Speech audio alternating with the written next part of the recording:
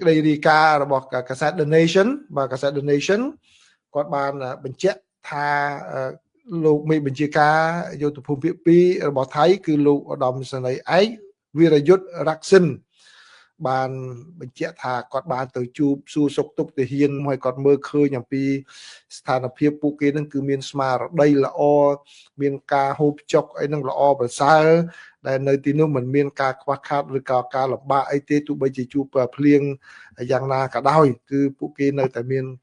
ស្មារតីជានិច្ចមិនត្រឹមតែប៉ុណ្ណោះទេលោកថែមទាំងថា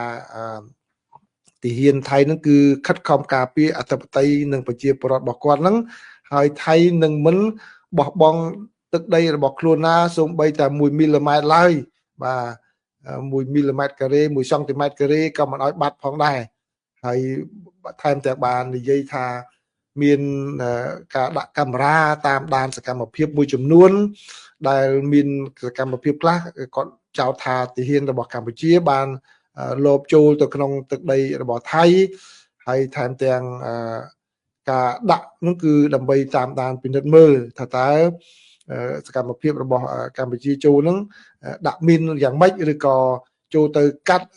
របងលូកបន្លាយ៉ាងម៉េចគឺគាត់នឹងតាមមើលពិនិត្យមើលកន្លែងនោះផងដែរលោកបានបញ្ជាទៅឲ្យកងកម្លាំងទាំងអស់បាទធ្វើការឆ្លើយតប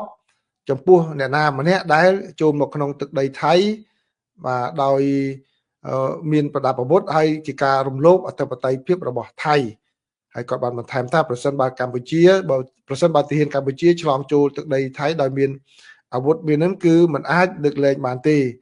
ហើយពេលហ្នឹងគឺគាត់បានបញ្ជាក់ថាគឺទាហានថៃមានការត្រៀមខ្លួននឹងគឺ24ម៉ោងលើ24ម៉ោងតែម្ដងក្នុងការប្រយុទ្ធជាមួយនឹងទាហានរបស់កម្ពុជាមិនត្រឹមតែប៉ុណ្ណោះទេគឺលោកវីរយុទ្ធនោះគាត់ថែមទាំងបាននិយាយថាគាត់ថែមទាំងមានផែនការដើម្បីវាយកប្រាសាទរបស់កម្ពុជាចំនួន2មកឲ្យថៃគ្រប់គ្រងគឺ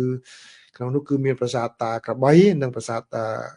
ខ្នាណាប្រាសាទខ្នាខ្ញុំទៅតែលើប្រាសាទខ្នាដែរ